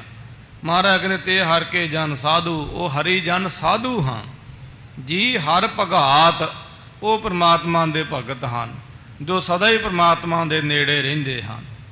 ਸੋ ਮਨ ਕਰਕੇ ਪ੍ਰਮਾਤਮਾ ਦੇ, ਗੁਰੂ ਦੇ ਨੇੜੇ ਰਹਿਣਾ, ਤਨ ਕਰਕੇ ਭਾਵੇਂ ਕੋਈ ਜਿੰਨੇ ਮਰਜ਼ੀ ਦੂਰ ਬੈਠੇ ਹੋਣ। ਦਾਸ ਨੇ ਬੜੇ ਐਸੇ ਸਿੰਘ ਦੇਖੇ ਸਾਧ ਸੰਗਤ ਜੀ, ਕਮਾਈਆਂ ਵਾਲੇ, ਪੰਥ ਪ੍ਰਸਤ, ਵਿਚਾਰੇ ਵਿਦੇਸ਼ਾਂ ਵਿੱਚ ਸਟੇ ਲੈ ਲੈ ਕੇ ਬੈਠੇ ਹੋਏ। ਇੰਨਾ ਸਿਦਕ, ਇੰਨੀ ਭਾਵਨਾ, ਵਾਹਿਗੁਰੂ ਵਾਹਿਗੁਰੂ। ਹੁਣ ਵੀ ਇਸ ਟਾਈਮ ਵੀ ਮੇਰੇ ਮਨ ਵਿੱਚ ਉਹਨਾਂ ਦਾ ਚੇਤਾ ਆ ਰਿਹਾ। ਸੋ ਇੱਥੇ ਪੰਜਾਬ ਦੇ ਵਿੱਚ ਉਹਨਾਂ ਦਿਨਾਂ 'ਚ ਨਾ ਬੇਅਦਮੀਆਂ ਹੋ ਰਹੀਆਂ ਸੀ। ਧੰਨ ਸ਼੍ਰੀ ਗੁਰੂ ਗ੍ਰੰਥ ਸਾਹਿਬ ਸੱਚੇ ਪਾਤਸ਼ਾਹ ਗਰੀਬ ਨਿਵਾਜ ਮਹਾਰਾਜ ਸੱਚੇ ਪਾਤਸ਼ਾਹ ਜੀ ਦੀਆਂ ਬੇਅਦਮੀਆਂ ਹੋ ਰਹੀਆਂ ਸਨ। ਸੋ ਇਸ ਤਰ੍ਹਾਂ ਰੋਸ ਵਿੱਚ ਸੀ ਸਾਰਾ ਪੰਥ, ਤੇ ਸਮਾਗਮਾਂ ਨੂੰ ਵੀ ਥਾਵਾਂ ਪ੍ਰਥਾਵਾਂ ਤੇ ਰੋਕਿਆ ਜਾ ਰਿਹਾ ਸੀਗਾ, ਤਖਤਾਂ ਦੇ ਸੇਵਾਦਾਰਾਂ ਦੀਆਂ। ਸੋ ਇਸ ਤਰ੍ਹਾਂ ਦੇ ਹਾਲਾਤ ਸਨ ਪੰਥ ਦੇ। ਸਾਨੂੰ ਸਾਰਿਆਂ ਨੂੰ ਪਤਾ ਉਹ ਦੌਰ ਵਿੱਚੋਂ ਨਿਕਲੇ ਆ। ਕੋਈ ਵਿਰਲਾ ਟਾਵਾਂ ਕੋਈ ਸਮਾਗਮ ਹੁੰਦਾ ਸੀਗਾ ਦੇਸ਼ ਵਿਦੇਸ਼ ਵਿੱਚ। ਉਹਨਾਂ ਦਿਨਾਂ ਵਿੱਚ ਸਾਰਾ ਪੰਥ ਹੀ ਬੜੀ ਰੋਸ ਦੀ ਜ਼ਿੰਦਗੀ ਜੀ ਰਿਹਾ ਸੀ। ਤੇ ਰੋਸ ਹੁੰਦਾ ਵੀ ਕਿਉਂ ਨਾ, ਬਗਾਨਿਆਂ ਤੇ ਸੀਗਾ, ਆਪਣਿਆਂ ਤੇ ਵੀ ਸੀਗਾ। ਅਗਲੇ ਸਾਡੇ ਦੁਸ਼ਮਣ ਵੰਗਾਰ ਕੇ ਧੰਨ ਸ਼੍ਰੀ ਗੁਰੂ ਗ੍ਰੰਥ ਸਾਹਿਬ ਜੀ ਮਹਾਰਾਜ ਦੀ ਬੇਅਦਬੀ ਕਰ ਜਾਣ, ਸਾਡੀ ਕੀ ਇੱਜ਼ਤ ਹੈ? ਫਿਰ ਸਾਡਾ ਕੀ ਸਨਮਾਨ? ਵੰਗਾਰ ਕੇ ਮਹਾਰਾਜ ਦੀ ਬੇਅਦਬੀ ਕਰਕੇ ਜਾਂਦੇ ਸਨ ਪਾਪੀ ਲੋਕ। ਪਰ ਅਸੀਂ ਨਿਹੱਥੇ, ਕਾਨੂੰਨਾਂ ਨੇ ਬੱਧਾ ਹੋਇਆ ਸਾਨੂੰ, ਐਡੀ ਜੁਝਾਰੂ ਕੌਮ ਨੂੰ ਅਸੀਂ ਕੁਛ ਕਰ ਨਾ ਸਕੇ। ਤੋ ਉਹ ਸਿੰਘਾਂ ਨੂੰ ਵੇਖਿਆ ਦਾਸ ਨੇ ਵਿਦੇਸ਼ਾਂ ਵਿੱਚ। ਮੇਰਾ ਜਾਣਾ ਆਉਣਾ ਮਹਾਰਾਜ ਦੀ ਕਿਰਪਾ ਦੇ ਨਾਲ ਬਣਿਆ ਹੀ ਸੀਗਾ। ਉਹਨਾਂ ਦਾ ਸਿਦਕ ਵੇਖ ਕੇ ਨਾ ਤੇ ਸਿਰ ਝੁਕਦਾ ਸੀ, ਦਿਲ ਕਰਦਾ ਸੀਗਾ ਵੀ ਉਹਨਾਂ ਦੇ ਚਰਨੀ ਹੱਥ ਲਾਈਏ, ਪੈਰ ਛੂਹੀਏ ਉਹਨਾਂ ਦੇ, ਵੀ ਸ਼ਾਇਦ ਪਾਪ ਹੀ ਉਤਰ ਜਾਣ, ਬੋਝ ਹੀ ਉਤਰ ਜਾਵੇ ਪਾਪਾਂ ਦਾ। ਖੂਨ ਦੇ ਹੰਝੂ, ਜਿਵੇਂ ਨਿਆਣੇ ਨਹੀਂ ਰੋਂਦੇ, ਰੁਪਈਏ ਰੁਪਈਏ ਜਿੱਡੇ ਹੰਝੂ ਉਹਨਾਂ ਦੇ ਨੇਤਰਾਂ ਚੋਂ ਡਿੱਗਦੇ ਵੇਖੀਦੇ ਸਨ। ਤੇ ਔਰ ਇਸ ਪ੍ਰਕਾਰ ਫਿਰ ਇੰਨਾ ਗੁਰੂ ਕੇ ਤਖਤਾਂ ਨੂੰ, ਗੁਰੂ ਰਾਮਦਾਸ ਮਹਾਰਾਜ ਦੇ ਦਰਬਾਰ ਨੂੰ ਯਾਦ ਕਰਦੇ ਰਹਿਣਾ, ਪ੍ਰਪੱਕ ਨਿਤਨੇਮੀ ਸਾਰੇ ਟੱਬਰਾਂ ਦੇ ਸਮੇਤ। ਅੰਮ੍ਰਿਤ ਵੇਲੇ ਸਾਰੇ ਪਰਿਵਾਰ ਨੇ ਉੱਠ ਪੈਣਾ। ਸੋ ਕੰਮਕਾਰ ਵੀ ਬਾਹਰ ਹਰੇਕ ਬੰਦੇ ਨੂੰ ਕਰਨਾ ਪੈਂਦਾ, ਬਾਵਜੂਦ ਇਹਦੇ ਸਾਰਿਆਂ ਨੇ ਅੰਮ੍ਰਿਤ ਵੇਲੇ ਉੱਠਣਾ, ਮਹਾਰਾਜ ਦੀ ਬਾਣੀ ਪੜ੍ਹਨੀ, ਬਾਣੀ ਬਾਣੇ ਦੇ ਪੂਰੇ ਧਾਰਨੀ, ਅੱਗੇ ਬੱਚਿਆਂ ਧੀਆਂ ਦਾਮਾਦਾਂ ਪੁੱਤਰਾਂ ਸਭ ਦੇ ਸਮੇਤ। ਸੋ ਮਹਾਰਾਜ ਦੀ ਬਾਣੀ ਅਤੇ ਸਿਦਕ ਵਾਲੇ, ਸਿੱਖੀ ਵਾਲੇ ਸਾਰਾ ਪਰਿਵਾਰ ਨਿਤਨੇਮ ਗੁਰਬਾਣੀ ਦੇ ਕੀਰਤਨ ਕਥਾ ਦੇ ਨਾਲ ਜੁੜਿਆ। ਇਸ ਪ੍ਰਕਾਰ ਉਹ ਗੁਰਸਿੱਖ ਮਨ ਕਰਕੇ ਮਹਾਰਾਜ ਦੇ ਨੇੜੇ ਹਨ, ਤਨ ਕਰਕੇ ਭਾਵੇਂ ਉਹ ਦੂਰ ਬੈਠੇ ਨੇ। ਗੁਰਸਭਾਏ ਨਾ ਪਾਈਐ ਨਾ ਨੇੜੇ ਨਾ ਦੂਰ, ਨਾਨਕ ਸਤਿਗੁਰ ਤਾਂ ਮਿਲਿਆ ਜਾਂ ਮਨ ਰਹਿ ਹਦੂਰ। ਸੋ ਉਹ ਮਨ ਕਰਕੇ ਮਹਾਰਾਜ ਦੇ ਨੇੜੇ ਨੇ, ਮਨ ਕਰਕੇ ਮਹਾਰਾਜ ਨੂੰ ਸਮਰਪਿਤ ਹਨ। ਤੇ ਮਹਾਰਾਜ ਕਹਿੰਦੇ ਹਾਂ ਭਾਈ, ਹਰ ਕਾ ਨਿਕਟ ਨਿਕਟ ਹਰ ਨਿਕਟ ਹੀ ਬਸਤੇ, ਤੇ ਹਰ ਕੇ ਜਨ ਸਾਧੂ ਹਰ ਭਗਾਤ। ਜੋ ਮਾਲਕ ਦੇ ਨੇੜੇ ਰਹਿੰਦੇ ਹਾਂ, ਮਨ ਬਾਣੀ ਸਰੀਰ ਕਰਕੇ ਨੇੜੇ ਰਹਿੰਦੇ, ਮਹਾਰਾਜ ਕਹਿੰਦੇ ਉਹ ਸਾਧੂ ਜਨ ਹਨ, ਔਰ ਉਹ ਰੱਬ ਦੇ ਸੱਚੇ ਸੁੱਚੇ ਤੇ ਆਨੰਦ ਭਗਤ ਹਨ, ਜਿਹੜੇ ਮਨ ਕਰਕੇ ਮਹਾਰਾਜ ਦੇ ਨੇੜੇ ਬੈਠੇ, ਸਰੀਰ ਕਰਕੇ ਜਿਵੇਂ ਗੁਰੂ ਦਸਵੇਂ ਪਾਤਸ਼ਾਹ ਮਹਾਰਾਜ ਨੇ ਕਿਹਾ ਸੀ ਨਾ, ਦਮਦਮਾ ਸਾਹਿਬ ਜੀ ਦੀ ਪਵਿੱਤਰ ਧਰਤੀ ਤੇ ਹਾਜ਼ਰ ਗੈਰ ਹਾਜ਼ਰ ਤੇ ਗੈਰ ਹਾਜ਼ਰ ਹਾਜ਼ਰ। ਸਰੀਰ ਕਰਕੇ ਭਾਵੇਂ ਦੂਰ ਹੀ ਬੈਠੇ ਹੋਣ, ਜੋ ਮਨ ਕਰਕੇ ਨੇੜੇ, ਜੀ ਹਾਂ ਨੇੜਿਆਂ ਤੋਂ ਵੀ ਨੇੜੇ ਮਨ ਕਰਕੇ, ਮਹਾਰਾਜ ਕਹਿੰਦੇ ਉਹ ਭਗਤ ਹਨ, ਉਹ ਸਾਧੂ ਜਨ ਹਨ। ਉਹਨਾਂ ਤੋਂ ਵੱਡਾ ਕੋਈ ਸਾਧ ਨਹੀਂ, ਉਹਨਾਂ ਤੋਂ ਵੱਡਾ ਕੋਈ ਭਗਤ ਨਹੀਂ। ਤੇ ਹਰ ਕੇ ਜਨ ਹਰ ਸਿਉ ਰਲ ਮਿਲੇ, ਜੈਸੇ ਜਨ ਨਾਨਕ ਸਲੈ ਸਲਲ ਮਿਲਾਤ। ਪਹਿਲੇ ਸ਼ਬਦ ਦੀ ਸਮਾਪਤੀ ਕਰਦੇ ਹਾਂ। ਗੁਰੂ ਰਾਮਦਾਸ ਮਹਾਰਾਜ ਕਹਿੰਦੇ ਜਿਹੜੇ ਜਨ ਪਰਮਾਤਮਾ ਦੇ ਮਨ ਕਰਕੇ ਨੇੜੇ ਹਨ, ਮਹਾਰਾਜ ਕਹਿੰਦੇ ਪਰਮਾਤਮਾ ਵਿੱਚ ਮਿਲ ਗਏ, ਅਭੇਦ ਹੋ ਗਏ, ਇੱਕ ਮਿਕ ਹੋ ਗਏ। ਐਸੇ ਜਨ ਨਾਨਕ ਸਲੈ ਸਲਲ ਮਿਲਾਤ। ਜਿਵੇਂ ਪਾਣੀ ਵਿੱਚ ਮਿਲ ਜਾਂਦਾ ਨਾ ਭੇਦ ਹੋ ਜਾਂਦਾ, ਜਿਉਂ ਜਲ ਮਹਿ ਪੈਸ ਨਾ ਨਿਕਸੈ, ਤਿਉਂ ਢੁਰ ਮਿਲਿਓ ਜੁਲਾਹੋ। ਟੱਬ ਹੋਵੇ ਪਾਣੀ ਦਾ, ਜੱਗ ਲਿਆ ਕੇ ਪਾਣੀ ਦਾ ਹੋਰ ਪਾ ਦਿਓ, ਜਿਹੜਾ ਜੱਗ ਤੁਸੀਂ ਟੱਬ ਦੇ ਵਿੱਚ ਪਾਇਆ ਉਹਨੂੰ ਕੱਢ ਸਕਦੇ ਹੋ? ਕਦੇ ਵੀ ਨਹੀਂ। ਜਿਵੇਂ ਪਾਣੀ ਵਿੱਚ ਮਿਲ ਜਾਂਦਾ ਤੇ ਵੱਖ ਨਹੀਂ ਨਾ ਹੋ ਸਕਦਾ, ਇਵੇਂ ਉਹ ਪਰਮਾਤਮਾ ਵਿੱਚ ਮਿਲ ਗਏ, ਅਭੇਦ ਹੋ ਗਏ, ਜਿਹੜੇ ਮਨ ਕਰਕੇ ਗੁਰੂ ਕੇ ਦਰਬਾਰ ਦੇ ਨੇੜੇ ਬੈਠੇ ਨੇ, ਗੁਰ ਤਖਤਾਂ ਗੁਰ ਅਸਥਾਨਾਂ ਦੇ ਪੰਥ ਦੇ ਨੇੜੇ ਬੈਠੇ ਨੇ, ਤਨ ਕਰਕੇ ਭਾਵੇਂ ਦੂਰ ਵੀ ਹਨ। ਤੇ ਮਹਾਰਾਜ ਕਹਿੰਦੇ ਪਰਮਾਤਮਾ ਵਿੱਚ ਅਭੇਦ ਹੋ ਗਏ, ਇੱਕ ਮਿਕ ਹੋ ਗਏ, ਪਾਣੀ ਵਿੱਚ ਪਾਣੀ ਮਿਲਣ ਦੀ ਤਰ੍ਹਾਂ। ਸਾਰੰਗ ਮਹੱਲਾ ਚੌਥਾ। ਜਪ ਮਨ ਨਰ ਹਰਿ ਸੁਆਮੀ, ਹਰ ਸਗਲ ਦੇਵ ਦੇਵਾ। ਗਰੀਬ ਨਿਵਾਜ ਮਹਾਰਾਜ ਕਹਿੰਦੇ ਉਪਦੇਸ਼ ਦਿੰਦੇ ਆ, ਮੇਰੇ ਮਨਾ ਜਪ, ਉਸ ਮਾਲਕ ਨੂੰ ਜਪ। ਹਾਂ ਭਾਈ ਜਪ, ਜੋ ਨਰ ਹਰੇ, ਹਰੇਕ ਨਰਾਂ ਨੂੰ, ਮਨੁੱਖਾਂ ਨੂੰ ਹਰਿਆ ਕਰਨ ਵਾਲਾ ਨਰ ਹਰ ਹੈ, ਤੇ ਨਾਸ਼ ਵੀ ਕਰਨ ਵਾਲਾ ਹੈ, ਸੁਆਮੀ ਮਾਲਕ ਵੀ ਹੈ। ਮਹਾਰਾਜ ਕਹਿੰਦੇ ਸਗਲ ਦੇਵ ਦੇਵਾ, ਸਾਰੇ ਦੇਵਤਿਆਂ ਦਾ ਵੀ ਦੇਵਤਾ ਹੈ। ਦੇਵਤਿਆਂ ਦਾ ਗੁਰੂ ਹੈ ਨਾ ਬ੍ਰਹਸਪਤ, ਤੇ ਦੇਵਤਿਆਂ ਦਾ ਵੱਡਾ ਦੇਵਤਾ ਅਗਨ ਦੇਵਤੇ ਨੂੰ ਮੰਨਦੇ ਹਨ, ਬੈਸੰਤਰ ਦੇਵਤੇ ਨੂੰ। ਉਹ ਤਾਂ ਹੀ ਹਵਨ ਆਦਿ ਕਰਦੇ, ਦੇਵਤੇ ਵੀ ਹਵਨ ਕਰਿਆ ਕਰਦੇ ਸਨ। ਕਹਿੰਦੇ ਜਿਹੜੀ ਸਮੱਗਰੀ ਹਵਨ ਵਿੱਚ ਪੈ ਗਈ, ਕਹਿੰਦੇ ਦੇਵਤਿਆਂ ਦੇ ਮੂੰਹ 'ਚ ਪੈ ਗਈ ਅਖੇ, ਇਹ ਵੱਡਾ ਦੇਵਤਾ ਹੈ। ਤੇ ਮਹਾਰਾਜ ਕਹਿੰਦੇ ਤੂੰ ਉਸ ਨੂੰ ਜਪ ਜੋ ਦੇਵਤਿਆਂ ਦਾ ਵੀ ਦੇਵਤਾ, ਦੇਵਤੇ ਵੀ ਜਿਹਦੇ ਅੱਗੇ ਝੁਕਦੇ ਨੇ। ਇਤਿਹਾਸ ਹੈ ਖਾਲਸਾ ਜੀ, ਇਤਿਹਾਸ ਕੋਈ ਬਣਾਈਆਂ ਹੋਈਆਂ ਸਾਖੀਆਂ ਨਹੀਂ। ਜਦੋਂ ਇਹ ਪਾਪੀ ਤੁਰਕੜਾ ਚਵਗੱਤਾ ਔਰੰਗਜ਼ੇਬ ਮਨ ਜੰਨੂ ਲਵਾ ਕੇ ਤੇ ਮੂੰਹ ਜੂਠਾ ਕਰਦਾ ਸੀ, ਸੋ ਬੜਾ ਮਤਸਬੀ ਕੱਟੜ ਸੀ। ਉਹਨਾਂ ਜ਼ਮਾਨਿਆਂ ਵਿੱਚ ਕੋਈ ਦੇਵਤਾ ਨਾ ਬੌੜਿਆ। ਸਨਾਤਨੀਆਂ ਨੇ ਸੋ ਮੋਹਲਤ ਲਈ 6 ਮਹੀਨੇ ਦੀ, ਕਿ 6 ਮਹੀਨੇ ਦੀ ਸਾਨੂੰ ਮੋਹਲਤ ਦੇ ਦਿਓ, ਅਸੀਂ ਆਪਣਾ ਜਪ ਤਪ ਕਰਕੇ ਦੇਵ ਨੂੰ ਪ੍ਰਗਟ ਕਰਾਂਗੇ। ਮਹਾਦੇਵ, ਦੇਵਤਿਆਂ ਦਾ ਵੀ ਦੇਵਤਾ ਭੋਲੇਨਾਥ ਸ਼ਿਵ ਜੀ। ਜਾਂ ਫਿਰ ਅਸੀਂ ਦੀਨ ਇਸਲਾਮ ਨੂੰ ਕਬੂਲ ਕਰ ਲਾਂਗੇ, ਭਾਵ ਮੁਸਲਮਾਨ ਹੋ ਜਾਾਂਗੇ, ਜਾਂ ਫਿਰ ਅਸੀਂ ਮਰਨ ਵਾਸਤੇ ਤਿਆਰ ਹੋ ਜਾਾਂਗੇ। ਦੱਸਦੇ ਵੀ 6 ਮਹੀਨੇ ਪੰਡਿਤ ਕਿਰਪਾ ਰਾਮ ਦੀ ਅਗਵਾਈ ਵਿੱਚ ਇਹ ਜਿਹੜੇ ਬ੍ਰਾਹਮਣ ਸੀਗੇ, ਕਸ਼ਮੀਰੀ ਪੰਡਿਤ, ਸਾਰਸਵਤ ਬ੍ਰਾਹਮਣ, ਭੁੱਖੇ ਰਹਿ ਕੇ ਇਹਨਾਂ ਨੇ ਤਪੱਸਿਆ ਕੀਤੀ। ਭੁੱਖੇ ਰਹਿ ਕੇ ਨਾਮ ਜਪਿਆ, ਚਿੰਤਨ ਕੀਤਾ, ਪਰ ਕੋਈ ਦੇਵ ਨਹੀਂ ਬੋੜਿਆ। ਫਿਰ ਲਿਖਿਆ ਹੋਇਆ ਕਿ 6 ਮਹੀਨੇ ਬਾਅਦ ਇਹਨਾਂ ਨੂੰ ਅਮਰਨਾਥ ਦੇ ਮੰਦਿਰ ਵਿੱਚੋਂ ਸੰਸਕ੍ਰਿਤ ਵਿੱਚ ਲਿਖੀ ਹੋਈ ਇੱਕ ਪੱਤਰਿਕਾ, ਇੱਕ ਚਿੱਠੀ, ਇੱਕ ਲੈਟਰ ਪ੍ਰਾਪਤ ਹੋਇਆ। ਵਾਹਿਗੁਰੂ ਜਾਣੇ ਉਹ ਪਰਮੇਸ਼ਰ ਨੇ ਕਿਵੇਂ ਪ੍ਰਗਟ ਕੀਤਾ। ਉਹਦੇ ਵਿੱਚ ਲਿਖਿਆ ਹੋਇਆ ਸੀਗਾ ਕਿ ਜੇ ਤੁਸੀਂ ਆਪਣਾ ਧਰਮ ਬਚਾਇਆ ਚਾਹੁੰਦੇ ਆ ਤੇ ਕਲਯੁਗ ਵਿੱਚ ਸ੍ਰੀ ਗੁਰੂ ਨਾਨਕ ਦੇਵ ਜੀ ਮਹਾਰਾਜ ਜੀ ਦੀ ਗੁਰਤਾ ਗੱਦੀ ਦੇ 8ਵੇਂ ਵਾਰਸ, ਭਾਵ 9ਵੇਂ ਗੁਰੂ ਸ੍ਰੀ ਗੁਰੂ ਤੇਗ ਬਹਾਦਰ ਸਾਹਿਬ ਸੱਚੇ ਪਾਤਸ਼ਾਹ ਸ੍ਰੀ ਅਨੰਦਪੁਰ ਸਾਹਿਬ ਜੀ ਦੀ ਪਾਵਨ ਧਰਤੀ ਤੇ ਦੀਦਾਰ ਦੇ ਰਹੇ ਨੇ, ਜਾਓ ਉਹਨਾਂ ਦੇ ਪਾਸ ਤਾਂ ਤੁਹਾਡਾ ਧਰਮ ਬਚੇਗਾ। ਉਸ ਚਿੱਠੀ ਦਾ ਜ਼ਿਕਰ ਅਨੰਦਪੁਰ ਸਾਹਿਬ, ਜਿੱਥੇ ਗੁਰਦੁਆਰਾ ਸੀਸਗੰਜ ਮਹਾਰਾਜ ਦਾ ਸਥਾਨ ਬਣਿਆ ਹੋਇਆ, ਤਖਤ ਸਾਹਿਬ ਤੋਂ ਥੱਲੇ ਗਲੀ ਦੇ ਵਿੱਚ ਜਾ ਕੇ, ਸੋ ਉੱਥੇ ਵੀ ਉਸ ਚਿੱਠੀ ਦਾ ਜ਼ਿਕਰ ਹੈ। ਉਹਦਾ ਤਰਜਮਾ ਵੀ ਕਰਕੇ ਪੰਜਾਬੀ ਗੁਰਮੁਖੀ ਵਿੱਚ SGPC ਵੱਲੋਂ ਉੱਥੇ ਛਾਪਿਆ ਹੋਇਆ ਦਾਸ ਨੇ ਦਰਸ਼ਨ ਕੀਤੇ ਸਨ ਕੁਝ ਸਾਲ ਪਹਿਲਾਂ।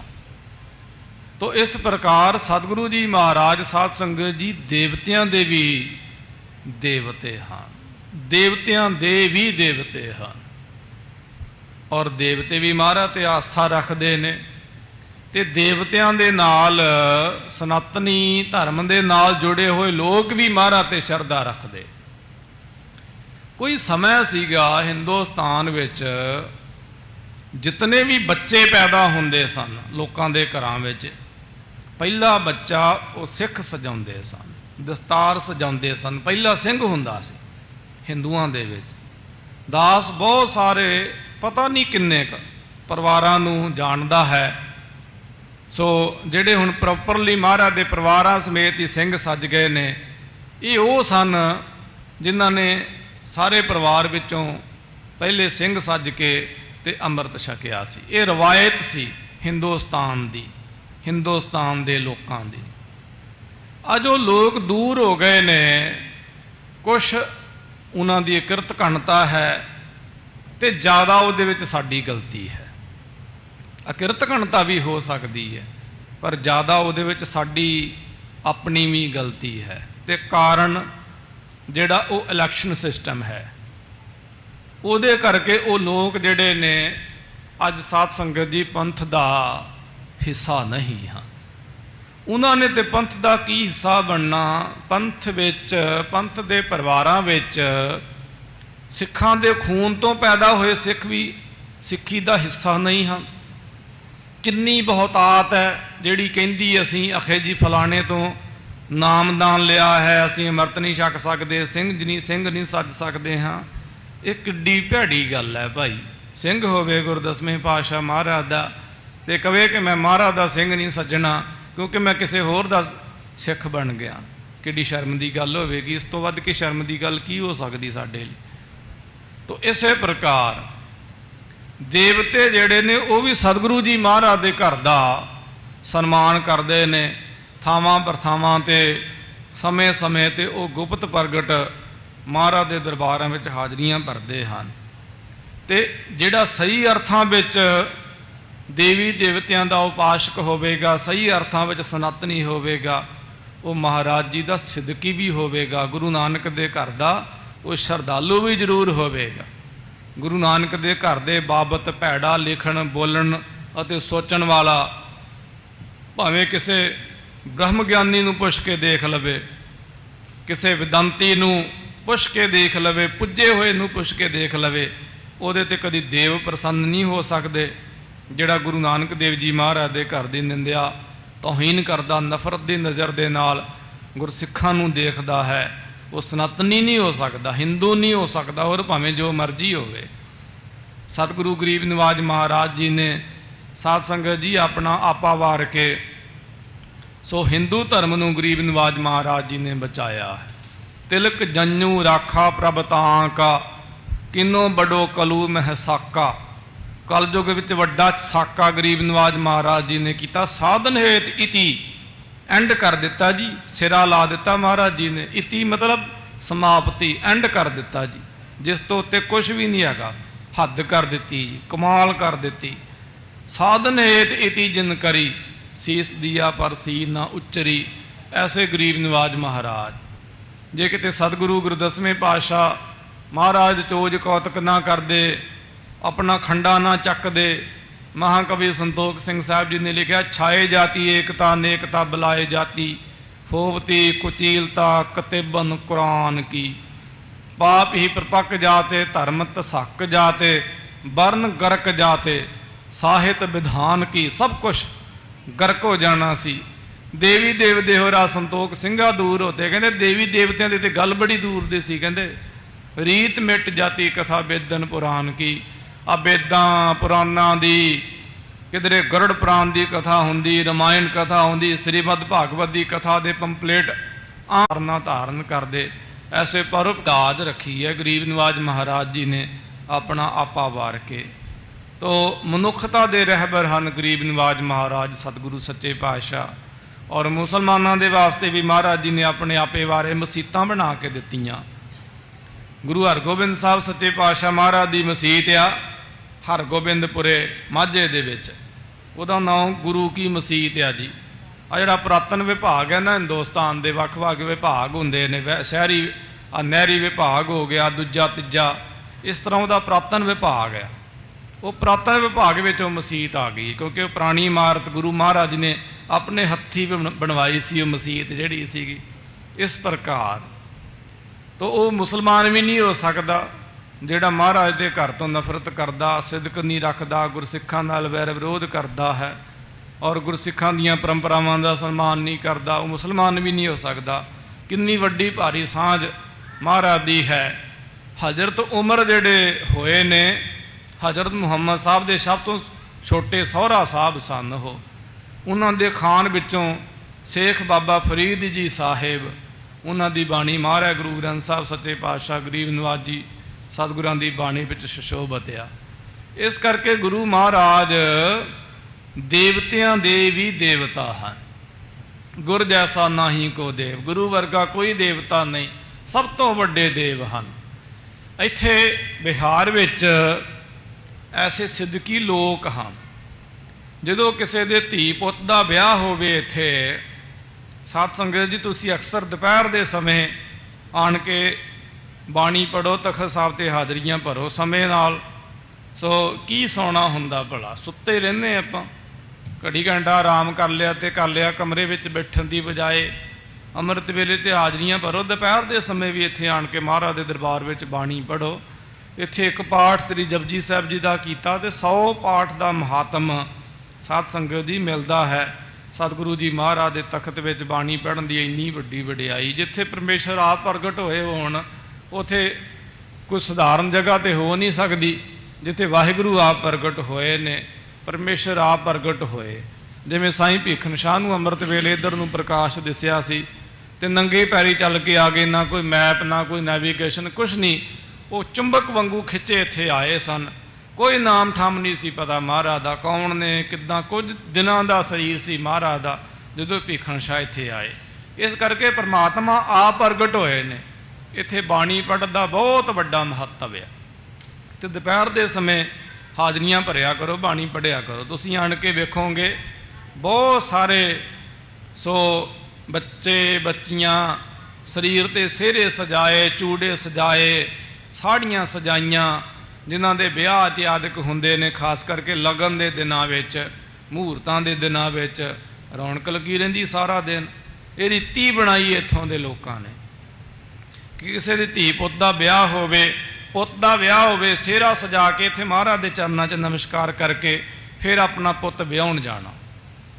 ਤੇ ਇਸ ਪ੍ਰਕਾਰ ਜੇ ਕਿਸੇ ਦਾ ਘਰੇ ਧੀ ਪੁੱਤ ਦਾ ਜਨਮ ਹੋਵੇ, ਮਾਤਾ ਜੀ ਸਾਹਿਬ ਜੀ ਦੇ ਖੂਹ ਦਾ ਜਲ ਲੈ ਕੇ ਪਹਿਲਾ ਇਸ਼ਨਾਨ ਉਹਦੇ ਨਾਲ ਕਰਾਉਣਾ। ਇੱਥੋਂ ਦੇ ਜਿਹੜੇ ਸਨਾਤਨੀ ਲੋਕ ਹਨ ਉਹਨਾਂ ਦੀ ਇਹ ਰੀਤੀ ਹੈ ਖਾਲਸਾ ਜੀ, ਬਿਹਾਰ ਦੇ ਸਨਾਤਨੀ ਲੋਕਾਂ ਦੀ ਵੱਡੀ ਭਾਰੀ ਸ਼ਰਧਾ ਰੱਖਦੇ ਨੇ ਮਹਾਰਾਜ ਦੇ ਪਾਵਨ ਦਰਬਾਰ ਵਿੱਚ। ਤੇ ਜੇ ਕੋਈ ਸ਼ਰਾਰਤੀ ਅਨਸਰ ਜਿਨ੍ਹਾਂ ਨੇ 84 ਵਿੱਚ ਨੁਕਸਾਨ ਪਹੁੰਚਾਉਣਾ ਚਾਹਿਆ, ਫਿੱਕ ਤਾਣ ਕੇ ਖਲੋ ਗਏ ਸੀਗੇ ਇੱਥੇ ਕਈ। ਸੋ ਇਸ ਪ੍ਰਕਾਰ ਸਿਦਕ ਵਾਲੇ ਵੀ ਸਨ, ਹਾਂ ਹਰਾਮਖੋਰ ਵੀ ਸਨ, ਅਕਿਰਤ ਘਣ ਵੀ ਸਨ। ਖਾ ਕੇ ਹਰਾਮ ਕਰਨ ਵਾਲੇ ਉਹਨੂੰ ਹਰਾਮਖੋਰ ਕਹਿੰਦੇ ਨੇ, ਅਸੰਖ ਚੋਰ ਹਰਾਮਖੋਰ, ਖਾ ਕੇ ਹਰਾਮ ਕਰਨ ਵਾਲੇ। ਐਸੇ ਲੋਕਾਂ ਦੀ ਗਿਣਤੀ ਵੀ ਹੁੰਦੀ ਹੈ ਹਰ ਥਾਂ, ਹਰ ਧਰਮ, ਹਰ ਮਜ਼ਹਬ ਵਿੱਚ। ਉਹ ਸਾਡੇ ਵਿੱਚ ਵੀ ਹੋਣਗੇ, ਸਾਰੀਆਂ ਥਾਵਾਂ 'ਤੇ ਹੋਣਗੇ। ਪਰ ਸਹੀ ਅਰਥਾਂ ਵਿੱਚ ਉਹ ਸਨਾਤਨੀ ਹੈ ਜਿਹੜਾ ਮਹਾਰਾਜ ਤੇ ਸਿਦਕ ਰੱਖਦਾ ਹੈ। ਮਹਾਰਾਜ ਕਹਿੰਦੇ ਭਾਈ ਉਸ ਮਾਲਕ ਨੂੰ ਜਪੋ ਜੋ ਸਗਲ ਦੇਵ ਦੇਵਾ, ਸਾਰੇ ਦੇਵਤਿਆਂ ਦਾ ਵੀ ਦੇਵਤਾ। ਤੇ ਅੱਗੇ ਮਹਾਰਾਜ ਕਹਿੰਦੇ ਸ੍ਰੀ ਰਾਮ ਰਾਮ ਨਾਮਾ, ਜੋ ਵਾਹਿਗੁਰੂ ਸਿਰਜਣਹਾਰ ਪ੍ਰਮਾਤਮਾ ਸੋ ਰਾਮ ਹੈ। ਮਹਾਰਾਜ ਨੂੰ ਪੁੱਛਿਆ, ਮਹਾਰਾਜ ਰਾਮ ਤੇ ਰਾਜਾ ਸ਼੍ਰੀ ਰਾਮ ਨੂੰ ਵੀ ਕਹਿੰਦੇ ਹਨ, ਦਸ਼ਰਥ ਕੇ ਬੇਟੇ ਨੂੰ, ਤੇ ਰਾਮ ਤੇ ਪਰਸ਼ੁਰਾਮ ਨੂੰ ਵੀ ਕਹਿੰਦੇ ਹਨ। ਮਹਾਰਾਜ ਕਹਿੰਦੇ ਉਹ ਤੇ ਸਿਰਫ ਰਾਮ ਹਨ, ਸਾਡੇ ਲਈ ਸ੍ਰੀ ਰਾਮ। ਸੋ ਸ਼੍ਰੋਮਣੀ ਰਾਮ, ਰਾਮਾਂ ਦਾ ਵੀ ਰਾਮ, ਰਮੰਤੀ ਰਾਮ, ਨਾਨਕ ਨਿਰਭਉ ਨਿਰੰਕਾਰ ਹੋਰ ਕੇਤੇ ਰਾਮ ਰਵਾਲ। ਇਹਦੇ ਅਰਥ ਬੜੇ ਪਿਆਰੇ। ਆਸਾ ਦੀ ਵਾਰ, ਨਾਨਕ ਨਿਰਭਉ ਨਿਰੰਕਾਰ, ਉਹ ਨਿਰੰਕਾਰ ਹੀ ਨਿਰਭਉ ਹੈ। ਤੇ ਹੋਰ ਕੇਤੇ ਰਾਮ ਰਵਾਲ, ਰਵਾਲ ਮਤਲਬ ਧੂੜ, ਖਾਕ, ਮਿੱਟੀ। ਕਹਿੰਦੇ ਹੋਰ ਕਈ ਰਾਮ ਜਿਹੜੇ ਨੇ ਉਹਦੇ ਕਦਮਾਂ ਦੀ ਖਾਕ ਨੇ, ਚਰਨਾਂ ਦੀ ਧੂੜ ਨੇ, ਪੈਰਾਂ ਦੀ ਮਿੱਟੀ ਹੈ। ਉਹ ਪ੍ਰਮਾਤਮਾ ਹੀ ਨਿਰਭਉ ਹੈ। ਕਈ ਰਾਮ, ਇੱਕ ਨਹੀਂ ਕਈ ਰਾਮ। ਮਹਾਰਾਜ 10ਵੇਂ ਪਾਤਸ਼ਾਹ ਨੇ ਕਿਹਾ ਕਿ ਕ੍ਰਿਸ਼ਨ ਵਰਗੇ ਕਈ ਉਹਨੇ ਕੀਟ, ਕਰੋੜਾਂ ਹੀ ਕੀਟ ਬਣਾਏ ਹਨ। ਕਿਸਨ ਸੇ ਕੀਟ ਕੋਟੇ ਬਣਾਇਓ, ਪਾੜੇ ਗੜੇ ਫਿਰ ਮੇਟੇ ਉਪਾਏ। ਮੇਟਦਾ ਪਾਉਂਦਾ ਕਈ ਕ੍ਰਿਸ਼ਨ ਵਰਗੇ ਉਹਨੇ ਸੂਖਮ ਜੀਵ ਜਿਹੜੇ ਨੇ ਉਹ ਪੈਦਾ ਕੀਤੇ ਨੇ। ਉਹ ਐਡਾ ਵੱਡਾ ਸਮਰੱਥ ਹੈ ਮੇਰਾ ਮਾਲਿਕ। ਸ਼੍ਰੀ ਰਾਮ ਰਾਮ ਨਾਮਾ ਹਰ ਪ੍ਰੀਤਮ ਮੋਰਾ। ਮਹਾਰਾਜ ਕਹਿੰਦੇ ਉਹ ਮੇਰਾ ਪ੍ਰੀਤਮ ਹੈ। ਮੋਰਾ ਇਹ ਇੱਧਰ ਪੂਰਬ ਦੀ ਭਾਸ਼ਾ ਹੈ। ਗੁਰੂ ਰਾਮਦਾਸ ਮਹਾਰਾਜ ਦੀ ਬਾਣੀ ਵਿੱਚ ਪੂਰਬ ਦੀ ਬਹੁਤ ਭਾਸ਼ਾ ਹੈ। ਮਹਾਰਾਜ ਕਹਿੰਦੇ ਮੋਰਾ ਪ੍ਰੀਤਮ ਹੈ, ਉਹ ਮੇਰਾ ਵਾਹਿਗੁਰੂ ਹੈ, ਉਹ ਮੇਰਾ ਪਿਆਰਾ ਹੈ, ਉਹ ਮੇਰਾ ਪ੍ਰੀਤਮ ਹੈ। ਸੋ ਪ੍ਰਿਯ, ਪ੍ਰਿਯਤਰ, ਪ੍ਰਿਯਤਮ, ਇਹ 3 ਸ਼ਬਦ ਹਨ ਸੰਸਕ੍ਰਿਤ ਵਿੱਚ। ਪਿਆਰੇ ਤੋਂ ਵੀ ਪਿਆਰਾ ਮੇਰਾ ਨਿਜ ਸਰੂਪ ਹੈ ਉਹ। ਜਿਤ ਗ੍ਰਹਿ ਰਹਾਉ, ਜਿਤ ਗ੍ਰਹਿ ਗੁਣ ਗਾਵਤੇ, ਹਰ ਕੇ ਗੁਣ ਗਾਵਤੇ, ਰਾਮ ਗੁਣ ਗਾਵਤੇ। ਤਿਤ ਗ੍ਰਹਿ ਵਾਜੇ ਪੰਜ ਸ਼ਬਦ ਵਡ ਭਾਗ ਮਥੋਰਾ। ਸਤਿਗੁਰੂ ਜੀ ਮਹਾਰਾਜ ਕਹਿੰਦੇ ਹਾਂ ਭਾਈ, ਜਿਸ ਘਰ ਵਿੱਚ, ਜੀ ਹਾਂ ਜਿਸ ਘਰ ਵਿੱਚ ਉਹਦੇ ਗੁਣ ਗਾਏ ਜਾਂਦੇ ਹਨ। ਕਿਸ ਦੇ? ਹਰ ਕੇ ਗੁਣ ਗਾਵਤੇ, ਹਰੇਕ ਨੂੰ ਹਰਿਆਂ ਭਰਿਆਂ ਕਰਨ ਵਾਲਾ, ਹਰੀ ਭਰੀ ਪੂਰਨ ਸੰਪੂਰਨ। ਜੀ ਹਾਂ ਰਾਮ ਗੁਣ ਗਾਵਤੇ, ਰਮੇ ਹੋਏ ਰਮੰਤੀ ਰਾਮਾਂ ਜੀ ਕੇ ਜਿਸ ਘਰ ਵਿੱਚ ਗੁਣ ਗਾਏ ਜਾਂਦੇ, ਹਿਰਦੇ ਰੂਪੀ ਘਰ ਸਰੀਰ ਵਿੱਚ ਵੀ ਤੇ ਪ੍ਰਤੱਖ ਘਰ ਵਿੱਚ ਵੀ। ਤਿਤ ਗ੍ਰਹਿ ਵਾਜੇ ਪੰਜ ਸ਼ਬਦ ਵਡ ਭਾਗ ਮਥੋਰਾ, ਉਸ ਹਿਰਦੇ ਰੂਪੀ ਘਰ ਦੇ ਵਿੱਚ ਵਾਜੇ ਪੰਜ ਸ਼ਬਦ, ਤਿਤ ਘਰ ਸੁਭਾਗੈ। ਸੋ ਅਨਹਦ ਨਾਦ, ਸੋ ਜਿਵੇਂ ਮਹਾਰਾਜ ਨੇ ਕਰਨੋ ਮੱਧ ਬਾਂਸਰੀ ਬਾਜਾ, ਜਿਹਵਾ ਧੁਨਿਆ ਗਾਜੈ। ਕੁਝ ਨਾਦ ਹੁੰਦੇ ਨੇ ਜਿਵੇਂ ਘੜਾ ਇਤਿਆਦਿਕ, ਕੁਝ ਤੰਤੀ, ਤੰਤ ਤੋਂ, ਫਿਰ ਚਰਮਕਾ, ਚਮੜੇ ਤੋਂ, ਜਿਵੇਂ ਘੰਡੇ ਹੇੜੇ ਦਾ ਨਾਦ ਹੋ ਗਿਆ, ਫਿਰ ਕਾਂਸੀ ਇਤਿਆਦਿਕ। ਇਹ 5 ਤਰ੍ਹਾਂ ਦੇ ਸ਼ਬਦ ਹਨ।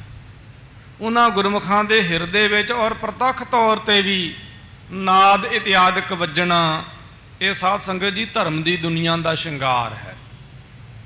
ਸੰਖ, ਕਈਆਂ ਨੂੰ ਸੰਖ ਵੀ ਪੀੜ ਕਰਦਾ ਵੱਜਦੇ ਹੋਏ, ਘੜਿਆਲ ਵੀ ਕਈਆਂ ਨੂੰ ਦਰਦ ਕਰਦੇ ਨੇ, ਨਗਾਰੇ ਵੀ ਕਈਆਂ ਨੂੰ ਪੀੜ ਕਰਦੇ ਨੇ। ਜਿਵੇਂ ਤੁਰਕੜੇ ਔਰੰਗਜ਼ੇਬ ਨੇ ਕਿਹਾ ਸੀ ਨਾ ਕਿ ਨਗਾਰਾ ਬੰਦ ਕਰੋ, ਮਹਾਰਾਜ ਨੇ ਨਹੀਂ ਸੀ ਬੰਦ ਕੀਤਾ। ਦੂਜੀ ਵਾਰੀ ਚਿੱਠੀ ਭੇਜੀ, ਤੀਜੀ ਵਾਰੀ ਧਮਕੀ ਭੇਜੀ ਸੀ ਇਹਨੇ ਕਿ ਨਗਾਰਾ ਬੰਦ ਕਰੋ। ਔਰੰਗਜ਼ੇਬ ਦਾ ਆਪਣਾ ਸਕਾ ਪੁੱਤ ਜਦੋਂ ਨੇ ਕਾਬਲ ਨੂੰ ਫਤਹ ਕੀਤਾ ਸੀਗਾ ਤੇ ਇਹਨੇ ਉਹਨੂੰ ਚਿੱਠੀ ਲਿਖੀ ਸੀ ਵੀ ਪੁੱਤਰ ਨਗਾਰਾ ਨਹੀਂ ਵਜਾਉਣਾ, ਤੂੰ ਨਗਾਰਾ ਕਿਉਂ ਵਜਾਇਆ? ਢੋਲ ਵਜਾ ਕੇ ਗੁਜ਼ਾਰਾ ਕਰ ਰਖੇ। खुदा जो तुम दिल्ली का तखत नसीब करावेगा उदों नगारा वजाई। अपने पुत नूं भी नगारा नहीं सी वजाउण दिता, औरंगजेब नहीं हैगा। किते औरंगजेब के खानदार बारे पढ़ना होवे ना ते सो ये बारे किते पढ़ के देखो। ਇਹਦਾ संतान शुरू हुंदा चंगेज़ खान तो, हलाकू तो। ये मंगोल सन। मुगलों विच ते तुरकां विच बहुत वड्डा फासला। ये मंगोल सन। चंगेज़ खान तो शुरू होए ने ते हुण इहदा खानदान इत्थे कलकत्ते च रहिंदा। एक औरत आ विचारी गरीबनी, वो पेंशन मंगदी फिरदी सीगी। सो सरकार तो उन्होंने किसी ने पेंशन भी नहीं सी दित्ती ते उहदे निक्के निक्के न्याणे जिहड़े ने होटलों ढाबियां ते कच दीयां गलासियां मांज के ढिड भर के अपना गुजारा करते। औरंगजेब दी वो समझ लो नूह लगदी अगे दी अगे। इस प्रकार ਉਹਦਾ नाम मैनूं भुल गया, चंगी तरह याद सी, मैं कई वारी कथा 'च भी जिक्र किया। तो इस प्रकार महाराज कहते उस घर विच, प्रतख घर विच, हिरदे रूपी घर दे विच 5 शब्द जिहड़े ने वो वजदे हन, भाव नाद गूंजदा है। और वो ब्रह्म ज्ञानी हन। गुरमुखी अंतर सहज है मन चढ़िया 10वें आकाश, 10वें आकाशी हन।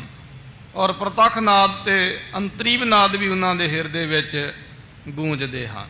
तो गरीब निवाज महाराज कहते उन्होंने मत्थे दे वड्डे भाग ने, वो वडभागी हन गुरमुख। तिन जन के सब पाप गए, सब दोख गए, सब रोग गए। काम क्रोध लोभ मोह अभिमान गए। तिन जन के हर मार कढे पंच चोरा। महाराज कहते उन्होंने कीते हुए पिछले पाप ते 5 दोष, शब्द स्पर्श रूप रस गंध ते रोग हौमै इत्यादक दा ते काम क्रोध लोभ अभिमान दे समेत मालक ने 5 चोर जिहड़े हन, जिहड़े देही विच रहिंदे ने, मार के कढ दिते। वो गुरमुख जिहड़े ने वो साफ सुथरे जीवन वाले हो गए। हर राम बोलो हर साधु, हर के जन साधु। जगदीश जपो मन बचन कर्म, हर हर आराधु। हर के जन साधु। महाराज कहते भाई उस रवे हुए राम नू बोलो, हाँ हरि दे साधुओ, रब दे प्यारिओ, उन्हों बोलो, उदा नाम जपो भाई। जगत दे मालक नू जपो, मन बाणी शरीर करके जपो और उदा आराधन करो। हाँ भाई रब दे प्यारे साधु संत जनों मिल के उस वाहिगुरु जी दे नाम दा आराधन करो। हर राम बोल सब पाप गवा दो। महाराज कहते उस हरि नू उस राम नू बोलो, जपो। हाँ भाई जपो, वार वार जपो। महाराज की मिलेगा? सतगुरु कहते कीते हुए पाप गवाच जाणगे, पाप उतर जाणगे। नित नित जागरण करो, सदा सदा आनंद जप जगदीशोरा। महाराज कहते नित भाई जागरण करो। जिवें लोग जागरण जगराता करते हैं, कहते नित ही जागरण करो। उस जगत के मालक नू जपो। हर रात नू सुहावनी रात बना लवो। हर दिन जिहड़ा है वो सुहावा दिन हो जावे। मन इच्छे फल पावो, सवै फल पावो। धर्म अर्थ काम मोख, जन नानक हर स्यों मिले हर भगत तोरा।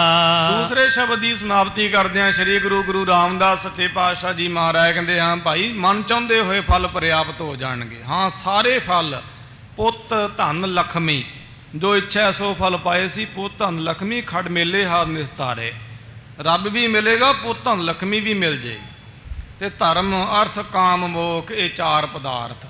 जान नानक हर स्यों मिले हर भगत तोरा। महाराज कहते मेरे ते भी कृपा करो, ये तेरा भगत तेरे ताई मिल जावे, तेरा दीदार हो जावे, तेरा दर्शन हो जावे। ये महाराज ने बेनती पूर्वक परमात्मा के समक्ष बाणी आखी, साडे ताई उपदेश आखिया। गुरु बाणी की लड़ीवार विचार कथा करदे हां, कोई अनेक प्रकार की भुल चुक की सीमा के तो समझ देनी। लेखा गणत ना छुटी है, काची पीत ना सुध। जिसे बुझाए नानका ते गुरमुख निर्मल बुद्ध। मन इच्छे फल पावो, सवै फल पावो। धर्म अर्थ काम मोख, जन नानक हर स्यों मिले हर भगत तोरा। वाहिगुरु जी का खालसा, ਵਾਹਿਗੁਰੂ ਜੀ ਕੀ ਫਤਿਹ।